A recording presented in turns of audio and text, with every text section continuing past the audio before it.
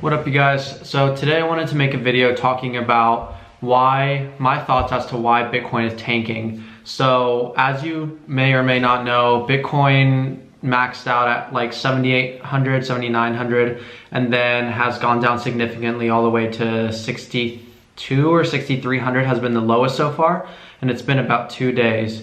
Now, my reasoning behind why this is happening is because we were supposed to have a fork, meaning it was called SegWit 2x, and what was going to happen is they were going to add another block to the chain. And essentially what that means is Bitcoin runs on a system of chains, which is kind of like their form of security, like their security levels, and they wanted to add another block to make it more secure and keep improving it, since more and more people are using it and people are discovering different ways to go about it. So this is based on my intuition, what I've read and seen on YouTube and in articles. And so it basically there was a disagreement among the people who are deciding, you know, I don't know exactly who they are, but who are deciding to do this, and they just realized that they weren't ready yet and that they wanted to put it off. So what was going to happen is, if you owned, say, $1,000 worth of Bitcoin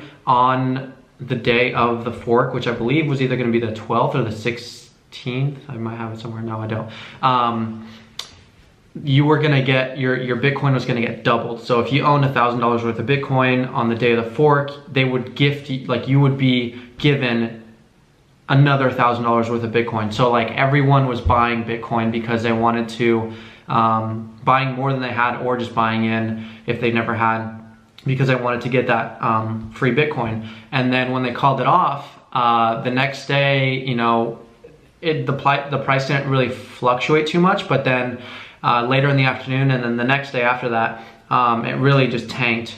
And that's my assumption, is because, and based off of the charts, is people were selling their Bitcoin because it didn't happen and they thought it was too risky, or they just didn't want to have the money sitting in there. So they all sold it off, and then the price just tanked. So that is my kind of explanation for why I think it's going down right now. And then we saw BitCash go up by 30%, which is another kind of branch of Bitcoin. And then I just read an article where it's saying that tomorrow they're going to release something called BitGold. So this is another new form of currency that's supposed to be even safer and supposed to be better than Bitcoin and BitCash. So it'll be interesting to see what happens. But as for the long term, I don't think you need to be worried. I think Bitcoin has a lot of volatility, goes up, goes down.